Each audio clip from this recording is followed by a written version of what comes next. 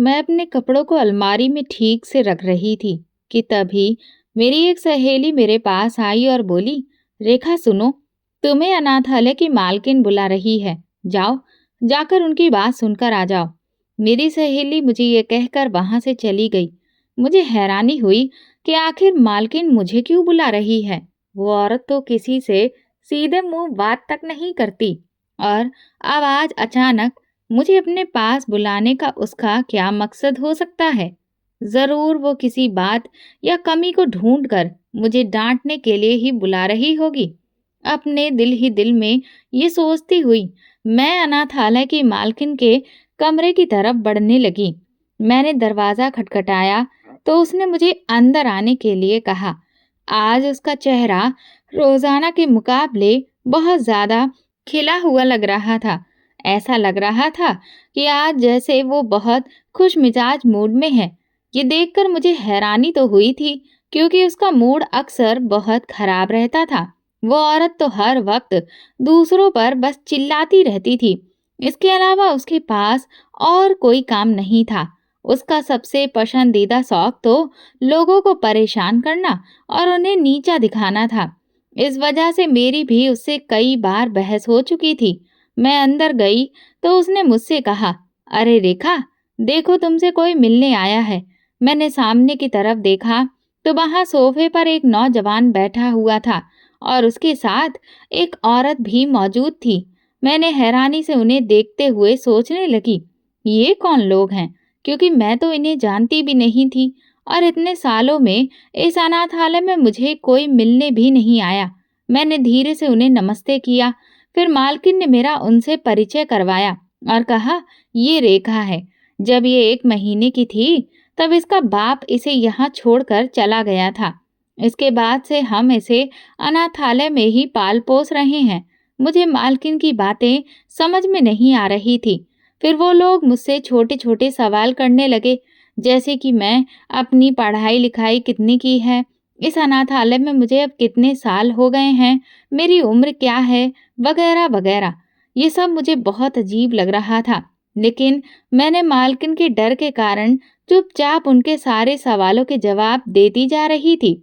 मालकिन ने मुझसे कहा, ये लोग खास तौर पर तुमसे ही मिलने के लिए यहाँ आए हैं।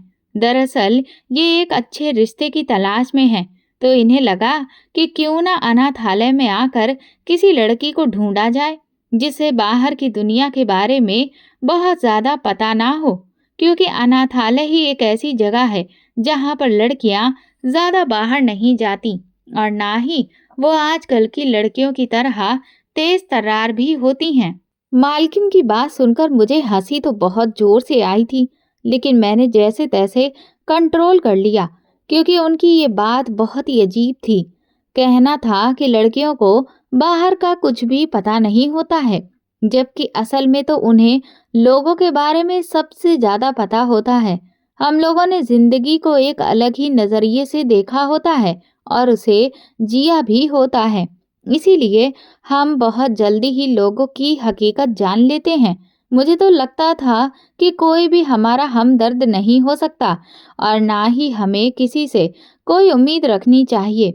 इस सब के पीछे सबसे बड़ी वजह ये थी कि मेरे सगे बाप ने मुझे बहुत ही छोटी सी उम्र में अनाथालय में छोड़ दिया था, जबकि मैं सिर्फ 1 महीने की थी। अगर वो चाहते तो मुझे अपने पास भी रख सकते थे, लेकिन उन्होंने मुझे बोझ समझा और यहाँ छोड़ गए। मैं अपने बाप के जिंदा होते हुए भी अनाथ हो गई थी और यहीं पर पली बड़ी थी। बचपन से लेकर अब तक मैं मालकिन की बहुत मार खा चुकी थी और उसकी न जाने कितनी ही ताने भरी बातें सुन चुकी थी।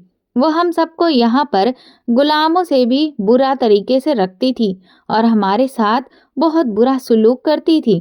अनाथालय में मेरी किसी भी लड़की से कुछ खास नहीं बनती थी, सिवाय एक लड़की मीरा के, जो मेरी बहुत अच्छी दोस्त थी। मैं हमेशा उसके साथ रहती और उसके साथ ही खाना वगैरह खाती। अनाथालय में खाने के नाम पर सिर्फ मजाक ही होता था। यहाँ जब भी खाना आता तो वो ऐसा नहीं होता था कि उसे कोई इंसान खा सके। ऐसा लगता था जैसे किसी जेल के कैदियों के लिए खाना आया है। दरअसल जो भी फंड आते थे, उनमें से आधे से ज़्यादा फंड तो वो मालकिन अपने पास ही रख लेती थी और बाकी पैसे हम पर खर्च करती थी। अनाथालय की सफाई भी हम लोग मिलकर करते थे और पढ़ाई के नाम पर भी मालकिन ने हमारे साथ मजाक किया था। उसने एक ऐसे टीचर को हमें पढ़ाने के लिए बुलवाया था जिसे कोई भी अनुभव नहीं था और जो हमें पढ़ाने में कोई खास दिलचस्पी भी नहीं लेती थी। हालांकि उसे पैसे अलग से मिलते थे। वो तो एक चोर थी। उसे कहना ये बिल्कुल ठीक ही था। जो पैसे हमारी भलाई और सुधार में लगाए जाने चाहिए थे, वो सारे पैसे अपने पास रखती थी और खुद ऐशो आराम की जिंदगी जी रही थी। अनाथालय की मालकिन बहुत मोटी थी और मुझे बहुत बुरी लगती थी। वैसे भी यहाँ पर कोई भी ऐसी लड़की नहीं थी जिसे अनाथालय की मालकिन पसंद हो। सारी लड़कियां हर वक्त उसके बारे में बुरी बातें ही करती रहती थी, क्योंकि उसने हर एक लड़की के साथ इतना बुरा सलूक किया था कि किसी के दिल में भी उसके लिए अच्छी जगह नहीं बन पाई थी। बस जहां से उसे पैसे आते नजर आते थे, वहीं वो अपने अंदर नरमी भरकर आ जाती थी। अभी वो औरत और लड़के के सामने बैठी बहुत खुश मिजाज लहजे में बात कर रही थी। मैं जानती थी कि उसने बहुत मोटी रकम इन लोगों से ली होगी। वो मुझसे कह रही थी, मैंने अनाथालय की बहुत सी लड़कियों की तस्वीरें इन्हें दी थी और उनमें से तुम ही इन्हें पसंद आई हो और अब ये तुमसे शादी करना चाहते हैं। साथ ही वो मुझे इशारे से कह रही थी, तमीज से बैठो और कायदे से पेश आओ, इस रिश्ते से मना मत करना। मैं जानती थी कि अनाथालय की मालकिन एक तरह से मेरा सौदा कर रही थी, मगर वो औरत और उसके साथ आया हुआ लड़का मुझे बहुत सुलझे हुए लोग लग रहे थे। एक पल में मैंने हिसाब लगाया कि अगर मेरी शादी इस लड़के से हो जाती है, तो मेरी जान इस अनाथालय और उसकी मालकिन से हमेशा के लिए छूट जाएगी और मैं अपनी जिंदगी में आगे बढ़ जाऊंगी। और अगर मैं यहाँ पर रही तो फिर मैं कभी भी आगे नहीं बढ़ पाऊंगी और ना ही मैं यहाँ से निकल सकती हूँ। आज किस्मत मुझे एक खूबसूरत मौका दे रही थी, तो फिर मुझे उसका फायदा उठाना चाहिए। यही सोचकर मैंने एक मुस्कान अपने चेहरे पर सजाई और अनाथालय की मालकिन को उसके ही अंदाज में जवाब दिया, ठीक है, जैसा आपको सही लगे। मेरी इतनी आज्ञाकारिता देखकर वो हैरान रह गई थी। यकीन तो उसे भी नहीं आ रहा था, लेकिन फिर भी उसने उन लोगों के सामने कहा कि हम कुछ दिनों में तुम्हें जवाब दे देंगे। जब वो लोग वहां से चले गए तो अनाथालय की मालकिन मुझसे कहने लगी, तुम इतनी टेढ़ी लड़की हो, ये तो मैं बहुत अच्छे से जानती हूँ। फिर तुम इतनी आसानी से मान कैसे गई? मैंने उससे कहा, तुमसे बहस करने का कोई फायदा नहीं है, इसीलिए मैंने हाँ कर दी। तुमने उनसे जितने पैसे लिए हैं, तुम बस उनसे ही मतलब रखो, ना कि तुम मेरे पीछे पड़ जाओ। मेरी बात सुनकर उसका मुंह बन गया, क्योंकि वो तो असल में ये चाहती थी कि ये बात किसी को भी पता ना चले। मगर मैं उसकी रग रग से वाकिफ थी। मैं वापस अंदर आई तो मीरा मुझसे कहने लगी, क्या हुआ रेखा, मालकिन ने तुम्हें क्यों बुलाया था और वो तुम्हें फिर से डांट रही थी? मैंने उससे कहा, नहीं, वो डांट नहीं रही थी, बल्कि अब की बार तो मेरी किस्मत चमक गई है। ये सुनकर वो हैरान हुई और कहने लगी, आखिर ऐसा क्या हुआ? फिर मैंने उसे वहां जो कुछ भी हुआ था वो सारा हाल कह सुनाया और बोली, मैंने उन लोगों को हाँ कर दी है। अब मैं यहाँ से जाना चाहती हूँ। एक अच्छी जिंदगी की तलाश में मैं अपने आप को साबित करना चाहती हूँ और एक अपनी अलग पहचान बनाना चाहती हूँ। क्या ये कुछ गलत है? मीरा कहने लगी, नहीं, मगर तुम मुझे छोड़कर चली जाओगी और तुम्हारे बिना मैं कैसे रहूंगी? तुमने मुझसे अकेले में बातचीत किए बिना ये फैसला क्यों लिया? तुम्हें थोड़ा तो सोचना चाहिए था। मैंने उससे कहा, मुझे नहीं पता मैंने गलत फैसला किया है या सही, और ये भी नहीं जानती कि इस फैसले के असर मुझ पर क्या होंगे, लेकिन मैं इस मौके को बिल्कुल भी अपने हाथ से जाने नहीं दे सकती थी। और तुम बिल्कुल परेशान मत हो, मैं जल्द से जल्द तुम्हारे लिए भी यहाँ से बाहर निकलने का कोई इंतजाम करूंगी। तुम देखना, एक दिन मैं इस अनाथालय की मालकिन से हर एक जुल्म का बदला लेकर रहूंगी। पूरी रात मैं अपनी आंखों में सपने सजाती रही। वहां रहने वाली सारी लड़कियों को इस बात की खबर हो चुकी थी कि अब मैं इस अनाथालय में नहीं रहूंगी और जल्द ही मैं यहाँ से विदा होकर एक बहुत बड़े घर में चली जाऊंगी।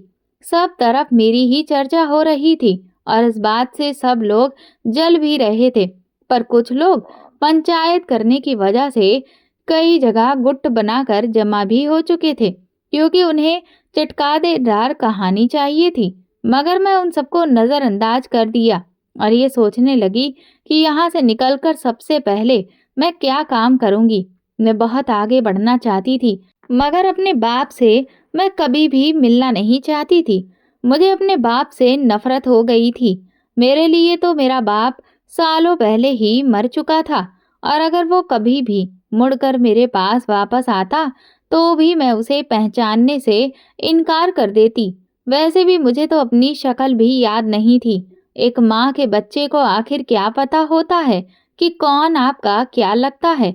इसीलिए इस दुनिया में लोगों की भीड़ में अगर वो मुझे कहीं दिख भी जाते तो मैं ना तो उन्हें पहचान पाती और ना ही वो मुझे पहचान पाते। इसलिए मैं आराम से इस शहर में रह सकती थी। मुझे नहीं पता था कि मेरे पिता कहाँ रहते हैं और क्या करते हैं, और ना ही मैं ये सब जानने में कोई रुचि रखती थी।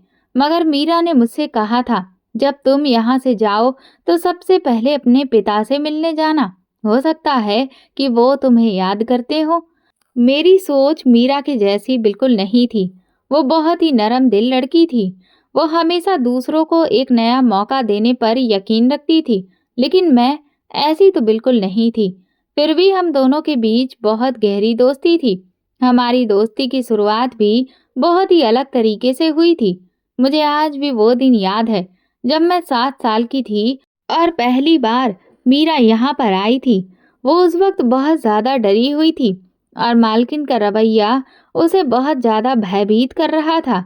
उसके माँ बाप की मौत एक हादसे में हो गई थी और उसके सगे चाचा ने उसके पिता की जायदाद पर कब्जा करके उसे अनाथालय में छोड़ दिया था। वो लावारिस यहाँ पर मिली थी। मालकिन ने उसे अंदर ले आई। सभी लड़कियां उसे अजीब नजरों से घूर रही थी और वो लगातार रोए जा रही थी। फिर वो एक कोने में जाकर बैठ गई। मालकिन ने गुस्से में कहा, अपना ये रोना धोना बंद कर।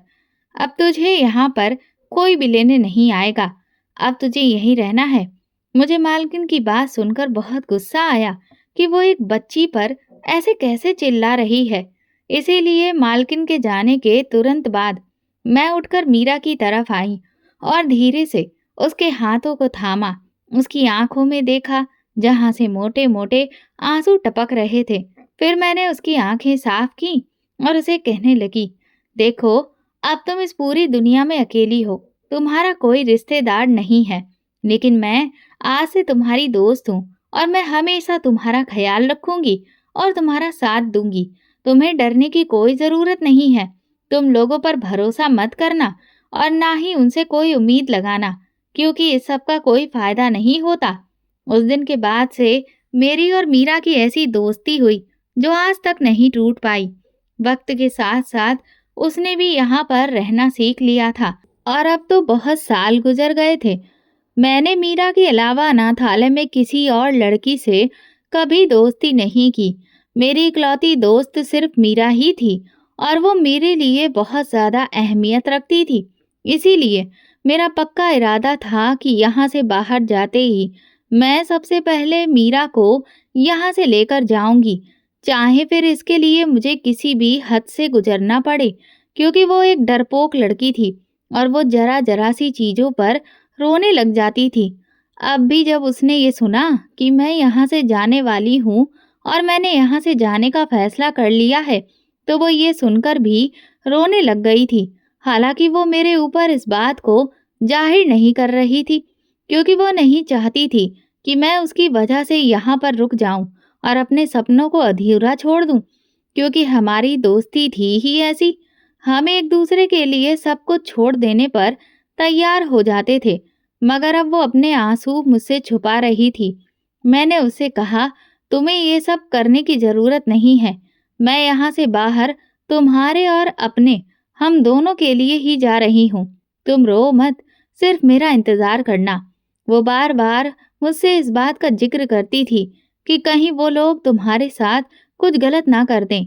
न जाने किन लोगों को मालकिन ढूंढ कर लाई है। हो सकता है कि वो तुम्हारे लिए गलत फैसला कर रही हो। इसीलिए तुम एक बार फिर से इस बारे में सोच लो। मैंने मीरा से कहा, देखो, मैं तुम्हारी तरह बिल्कुल नहीं हूँ जो डर जाऊं। मैं यहाँ से एक बार अगर बाहर निकल गई तो फिर मेरा यकीन करो, हम दोनों की जिंदगियां बहुत ही आसान हो जाएंगी और हमें एक बार अपनी जिंदगी अपनी मर्जी से जीने का मौका मिल जाएगा। हम इस जंगल से हमेशा के लिए आजाद हो जाएंगे। फिर मैं उसे अगले कई दिनों तक इस बारे में समझाती रही। एक हफ्ता गुजर जाने के बाद वो लोग दोबारा आए और मेरी दोस्त से भी मिले। उन्होंने कहा कि हमें शादी करने की बहुत जल्दी है। हम ये शादी सादगी से करना चाहते हैं।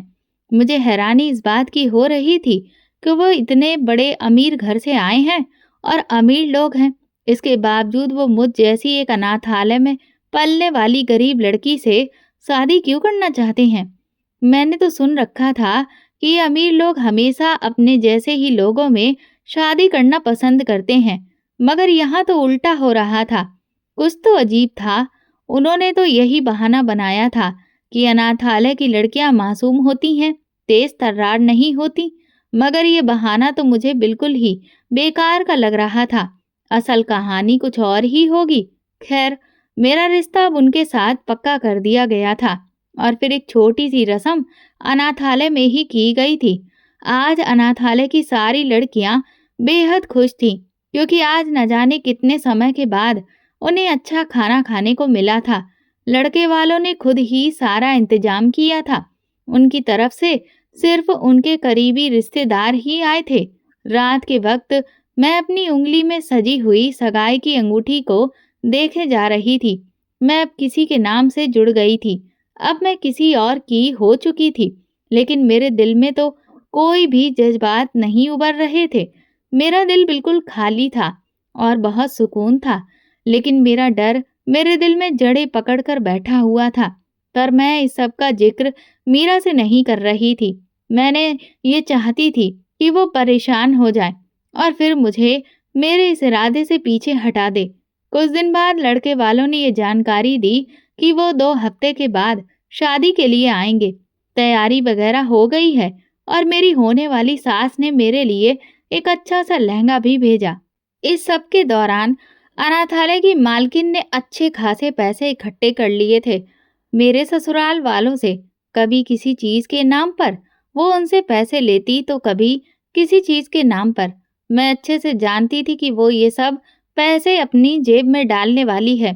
शादी की तैयारियां यहाँ पूरी हो चुकी थी। वो सब लोग शादी के लिए आ गए थे। मैं बहुत ज्यादा खुश हो रही थी कि एक बहुत ही खूबसूरत नौजवान से मेरी शादी होने वाली है। मेरी जिंदगी बहुत अच्छी हो जाएगी और वो भी एक ऐसा नौजवान जो बहुत अमीर है। मीरा भी मेरी वजह से बहुत ज्यादा खुश थी। अब हम लोग एक उम्मीद बढ़ा रहे थे कि यहाँ से निकलने का कोई ना कोई तो रास्ता हमें मिल ही जाएगा। मुझे दुल्हन की तरह सजाया गया।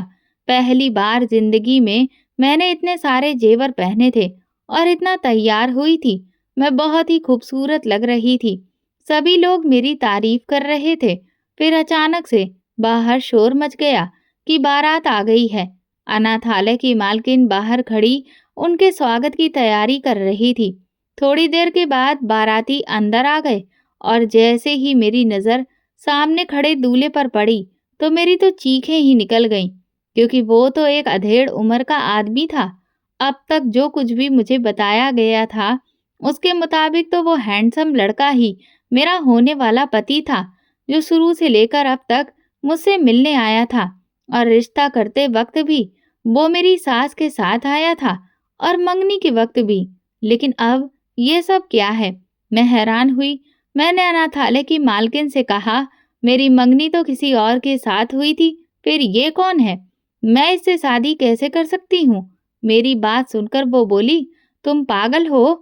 तुम्हारी मंगनी एक अधेड़ उम्र के आदमी से ही हुई है।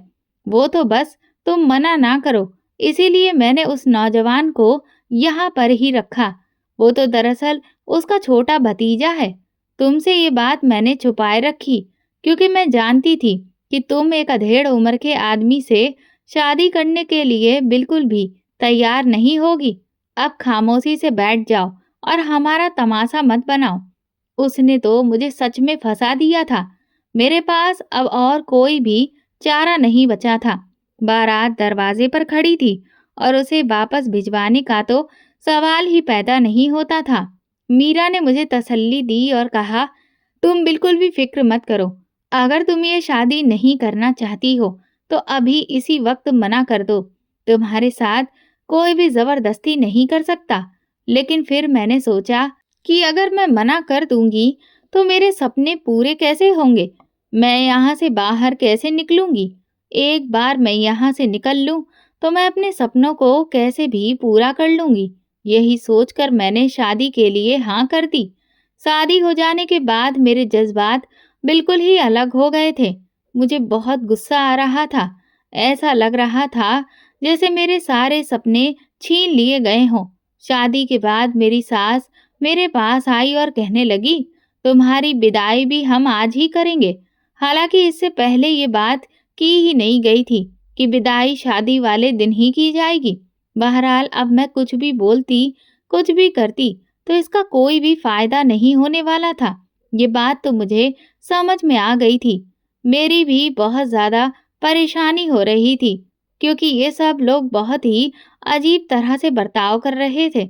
ऐसा लग रहा था जैसे ये सब के सब झूठ बोलने में बहुत ही माहिर हैं, और ये जो झूठ बोला गया था ये कोई छोटा नहीं था। ये बात तो उन्हें पहले बता देनी चाहिए थी कि विदाई आज ही होगी। मैं जानती थी कि ये सब अनाथालय की मालकिन की चाल है। उसे तो बस पैसे चाहिए थे जो उसे मिल गए थे। मेरी जिंदगी बर्बाद हो या ना हो, इस बात से उसको कोई भी लेना देना नहीं था। ना चाहते हुए भी मुझे विदा होकर उन लोगों के साथ जाना पड़ा था। रास्ते भर वो लोग अजीब तरह से छुप छुप कर बातें कर रहे थे। उनकी बातें मुझे ठीक से सुनाई नहीं दे रही थी, लेकिन ऐसा लगता था कि जैसे कोई ऐसी चीज है जिससे मैं अनजान हूँ और मुझे इस बारे में कुछ भी पता नहीं है। रास्ते में मुझे इस बात का एहसास हुआ कि जिसे मैं अपनी सास समझ रही हूँ वो दरअसल एक नौजवान की माँ है। कितना अजीब हो रहा था ना। अब ना जाने आगे जाकर किन किन रहस्यों से पर्दे उठने वाले थे। मैं अपने आप को अपने आने वाले वक्त के लिए तैयार कर रही थी। मैं इतनी बड़ी गाड़ी में आज पहली बार बैठी थी। इसमें तो कोई शक नहीं था कि ये लोग बहुत ही ज्यादा पैसे वाले थे। एक पल के लिए तो मैंने सोचा कि क्या पता ये सब जो मैं देख रही हूँ ये भी सब धोखा हो। ये लोग खुद को अमीर दिखाकर मुझे धोखे से अपने साथ ले जा रहे हूँ। मगर फिर मैंने खुद को तसल्ली दी कि ऐसा नहीं है। उनके भाव भाषा से ही लग रहा था कि ये लोग बहुत ज्यादा पैसे वाले हैं। 1 घंटे के लंबे सफर के बाद हम लोग एक आलीशान बंगले के बाहर आकर रुक गए थे। इतनी बड़ी कोठी, इतना आलीशान बंगला मैंने अपनी जिंदगी में कभी नहीं देखा था। मेरा दिल तो खुशी से भर गया था कि अब इस बंगले पर मैं राज करूंगी। कुछ देर पहले होने वाले सारे वाकये को मैं भूल गई थी और बिल्कुल ही मगन होकर इस बंगले को देखने लगी थी। लेकिन फिर तभी किसी औरत की आवाज मुझे वापस हकीकत की दुनिया में खींच लाई। उनके साथ मैं इस बंगले के अंदर आ गई थी। वो बंगला बाहर से जितना आलीशान था, अंदर से वो उससे भी कई ज्यादा खूबसूरत था। मैं तो हैरानगी से इधर उधर देखे जा रही थी।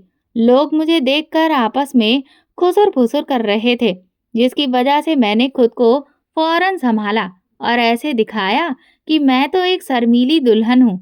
मुझे ऐसी हरकतें नहीं करनी चाहिए। मुझे एक सोफे पर बिठा दिया गया और फिर काफी सारे पिक्चर्स और वीडियो बनाए जाने लगे। मैं इस सब से बहुत ज्यादा बोर हो रही थी। एक तो उस बूढ़े आदमी के साथ बैठकर तस्वीरें खिंचवाने का मुझे कोई शौक नहीं था, और दूसरा मैं अब बहुत थक चुकी थी। मैं सिर्फ आराम करना चाहती थी, लेकिन यहाँ पर किसी को मैं ये सब बोल भी नहीं सकती थी। अनाथालय से कोई भी लड़की मेरे साथ नहीं आई थी। यहाँ तक कि मीरा को भी आने की इजाज़त मालकिन ने नहीं दी थी। हालाँकि उसका बहुत दिल था कि वो मेरे साथ आए और इस बात से भी वो वाकिफ़ हो जाए कि मैं किन लोगों के साथ जा रही हूँ। फ़ोटो सेशन होने के बाद जब मैं फ्री हुई तो मुझे कमरे में भेज दिया गया। मेरा बिल्कुल भी दिल नहीं कर रहा था कि मैं अपने पति को देखूं, लेकिन मुझे उसके इंतज़ार में जागना ही था। थोड़ी देर के बाद वो कमरे में आया। मैंने उसे एक अलग नज़र से देखा तो मुझे लगा कि वो तो बहुत ही ग्रेसफुल है और बहुत ही ज़्यादा हैंडसम लगता है। मेरे देखने का नज़रिया बदल चुका था, तो मुझे उनमें बहुत सी अच्छाइयाँ नज़र आने लगीं। वो बहुत ही धीमे मिजाज के थे। मेरी शादी की पहली रात बहुत ही अच्छी गुजरी थी। मैं जो कुछ देर पहले सब चीज़ों के बारे में गलत ही सोच रही थी, अब मेरी सोच बिल्कुल बदल चुकी थी। अगले दिन मीरा से मिलने के लिए मैं अनाथालय चली गई। वो बहुत ज़्यादा खुश थी। मैंने उसे बताया कि जैसा हम लोग सोच रहे थे, वैसा कुछ भी नहीं हुआ। देखो, मैं कितनी खुश हूँ। रिसेप्शन वगैरह से फ्री हो जाने के बाद शादी का तीसरा दिन था, तो एक दिन अचानक से मैं घर में बने एक तहखाने में चली गई। वहाँ एक कमरा बना हुआ था। मैं हैरान थी कि भला इस कमरे में क्या होगा। मैंने जैसे ही दरवाज़ा खोला, तो वहाँ सामने एक बड़ी सी तस्वीर लगी हुई थी और उसमें बहुत सारे आदमी और औरतें और उनके साथ में बच्चे थे। ऐसा लगता था कि जैसे वो किसी पार्टी वगैरह की ली गई तस्वीर हो। मैं अभी भी उस तस्वीर को देख रही थी, तभी मेरे पति मेरे पीछे आकर खड़े हो गए। उन्होंने मुझे बताया कि ये तस्वीर मेरे एक बहुत ही अच्छे दोस्त की है। अब वो मुझसे बात नहीं करता, लेकिन एक वक्त हम एक पार्टी में गए थे और उसकी पत्नी भी वहाँ पर आई थी। फिर हमारे सभी दोस्तों ने मिलकर एक साथ तस्वीरें खिंचवाई थी। अपने कारोबार में व्यस्त हो जाने के बाद वक्त गुजरने का पता ही नहीं चला मुझे। इसीलिए मैं कभी शादी कर ही नहीं सका। अब जबकि मैंने शादी की है, तो मैं खुश हूँ कि मुझे इतनी प्यारी बीवी मिली है। मैं उनकी ये बात सुनकर मुस्कुराहट के साथ खिल उठी। मेरे दिन यूं ही खूबसूरती से गुजर रहे थे कि एक दिन उन्होंने मुझसे कहा कि मुझे तुमसे एक बहुत ही ज़रूरी बात करनी है। उन्हें इस तरह परेशान होते हुए मैंने देखा तो मैं हैरान रह गई। मैंने कहा, आखिर ऐसी क्या बात हो गई जो आप इतना परेशान लग रहे हैं? क्या कोई बहुत बड़ी परेशानी आ गई है? उन्होंने फिर मुझे धीरे-धीरे बताना शुरू किया कि तुम्हारे पिता तुम्हें ढूँढते हुए हमारे घर पर आए हैं। ये सुनकर तो मैं जैसे दंग रह गई। मैंने कभी सोचा भी नहीं था कि मेरे पिता मुझे ढूँढते हुए आएँगे। उन्होंने मुझे बताया कि वो अनाथालय गए थे और फिर वहीं से उन्हें पता चला कि तुम्हारी शादी हो गई है। और हैरत की बात तो ये है कि तुम्हारे पिता ही दरअसल मेरे वो दोस्त हैं जो उस दिन तस्वीर में मौजूद थे। मैंने कभी सोचा भी नहीं था कि तुम मेरे इस दोस्त की बेटी होगी। ये कैसा इत्तेफाक है। मैं तो सदमे से चुपचाप बैठी रह गई। फिर मेरे पति ने मुझसे कहा कि वो तुमसे मिलना चाहते हैं और एक बार बात करना चाहते हैं। अगर तुम चाहो तो उनसे जाकर मिल लो। मैंने गुस्से में कहा, नहीं। उन्होंने इतने सालों में कभी भी मेरी परवाह नहीं की और मुझे अनाथालय में डाल दिया, तो अब वो मुझसे मिलने क्यों आ रहे हैं? फिर मेरे पति ने मुझे समझाया और कहा कि तुम एक बार जाकर उनसे मिल तो लो और उनकी बात तो सुन लो। हो सकता है उनके पास कोई ठोस वजह हो। अब मैं अपने पति की बात टाल तो नहीं सकती थी, इसीलिए मैंने मजबूरन हाँ कर दी और फिर अगले दिन मैं एक रेस्टोरेंट में अपने पिता से मिलने के लिए चली गई। इतने सालों बाद अपने पिता को सामने देखकर भी मेरे अंदर कोई जज्बात नहीं आ रहे थे। ऐसा लगता था कि हमारे बीच कोई रिश्ता ही नहीं है, जैसे हम दो अजनबी हों और अचानक से टकरा गए हों। वो मुझसे बात करने की कोशिश कर रहे थे। उनके चेहरे पर अफसोस साफ नजर आ रहा था, लेकिन मेरा इरादा उनकी बात सुनने का बिल्कुल भी नहीं था। मैं सिर्फ और सिर्फ अपने पति के कहने पर यहाँ पर आई थी। फिर मेरे बाप ने हिम्मत करके कहना शुरू किया, मैं जानता हूँ कि मैंने बहुत बड़ी गलती की। तुम्हें उस अनाथालय में छोड़कर आने के बाद मैंने अपनी नई जिंदगी शुरू कर ली थी। मैं अपनी दूसरी पत्नी के साथ हंसी खुशी रह रहा था, लेकिन कई साल बीत जाने के बाद मेरे यहाँ एक ही औलाद नहीं हुई, इसीलिए मैंने उसे तलाक दे दिया और एक बार फिर से शादी की। तीसरी बीवी से मेरी एक बेटी हुई, लेकिन फिर वो मुझे छोड़कर चली गई। मेरी तीसरी पत्नी मुझे बिल्कुल भी पसंद नहीं करती थी।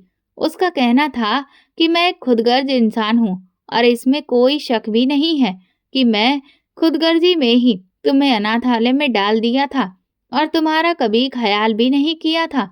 और जिस बेटी को मैं अपने साथ रखना चाहता था, वो खुद ही मेरे साथ अब नहीं रहना चाहती थी।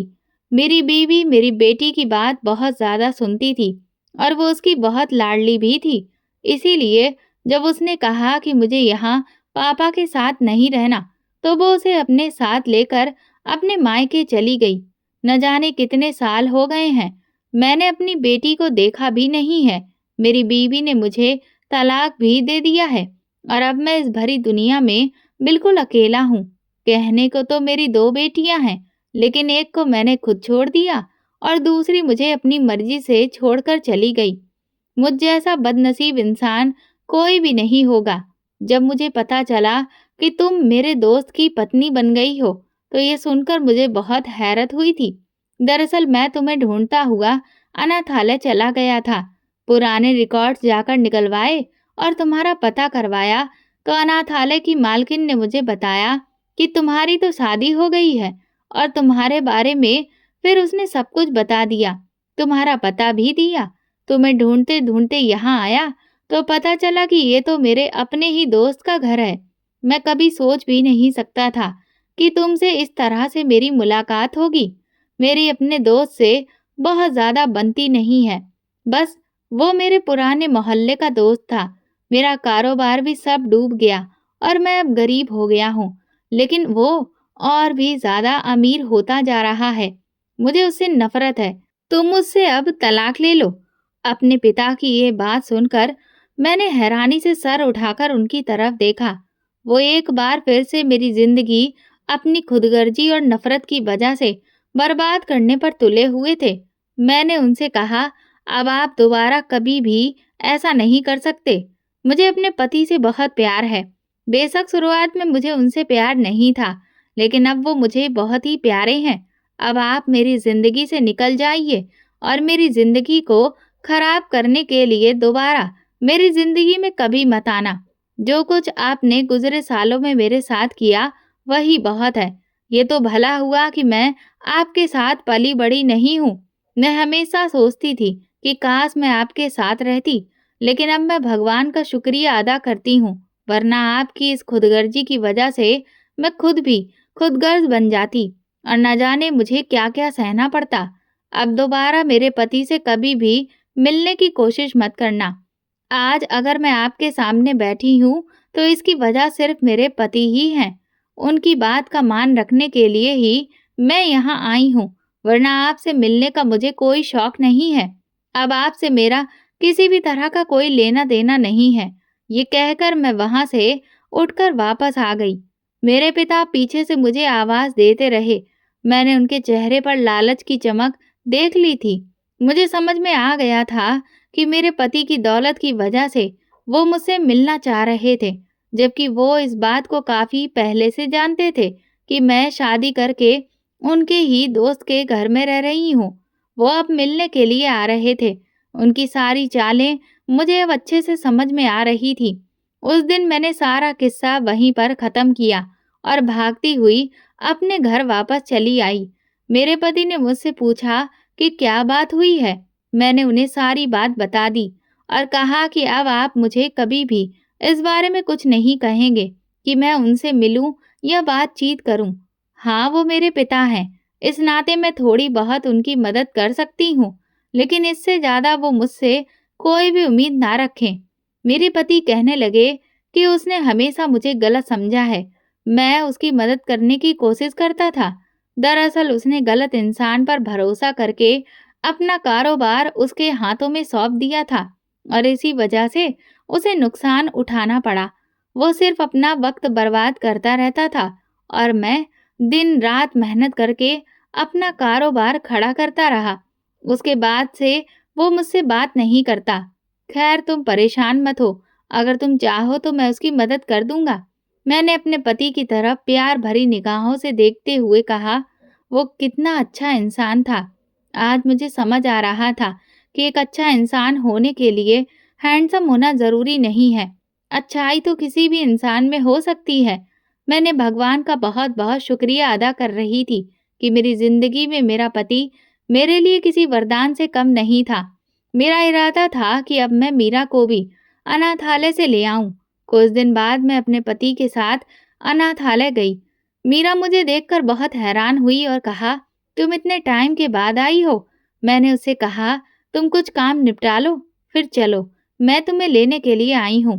मैंने मालकिन से बात कर ली है, वैसे भी वो औरत पैसों की भूखी है। उसने तुम्हें हमारे साथ जाने की इजाज़त सिर्फ और सिर्फ इस शर्त पर दी है कि हम उसे ढेर सारे पैसे दें, और हमने उसे पैसे दे दिए हैं। अब चलो, तुम अपना सामान पैक करो, मेरे साथ मेरे घर पर चलकर तुम रहोगी। फिर मैं उसे अपने साथ लेकर अपने घर आ गई। यहाँ आकर वो बहुत खुश थी।